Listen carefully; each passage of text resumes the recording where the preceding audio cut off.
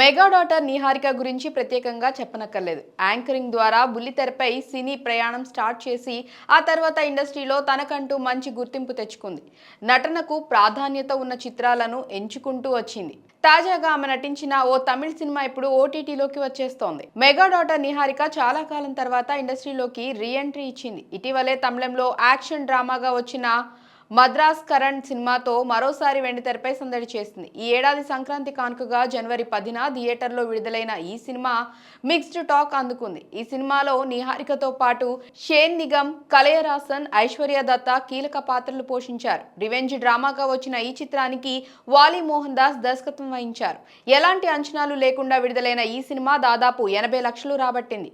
అనుకున్నంత స్థాయిలో ఈ సినిమా హిట్ కాలేకపోయింది. ఇదిలా ఉంటే ఇప్పుడు ఈ మూవీ ఓటీటీలోకి వచ్చేందుకు రెడీ అయింది. ఈ నెల మొదట్లోనే Tamil version OTT streaming start అయ్యింది. ఇప్పుడు తెలుగులోనూ అందుబాటులోకి తీసుకువస్తున్నారు makers. Madras Karan cinema Telugu version ను ప్రముఖ ఓటీటీ ప్లాట్ఫామ్ ఆహా వీడియోలో బుధవారం స్ట్రీమింగ్ అవుతోంది. ఈ విషయాన్ని ఆహా వీడియో అధికారికంగా ప్రకటించింది. కొత్త వ్యక్తుల మధ్య జరిగిన ఓ చిన్న వాగ్వివాదం వాళ్ళ జీవితాలను మార్చే సంఘర్షణకు దారితీసింది. ఒక్క క్షణం ఎప్పటికీ మన దృక్పథాన్ని, పరిస్థితులను మార్చేస్తోంది చూడండి.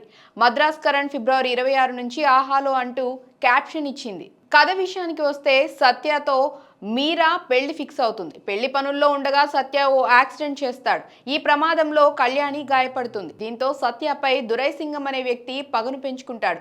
సత్య కుటుంబంపై దురైసింగే అటాక్ చేస్తారు. ఆ తర్వాత ఏం జరిగింది, నిహారిక జీవితంలో ఎలాంటి పరిస్థితులు ఎదురయ్యాయి అనేది సినిమా. ఈ సినిమా మీరా అనే అమ్మాయిగా గ్లామర్ రోల్లో కనిపించింది నిహారిక.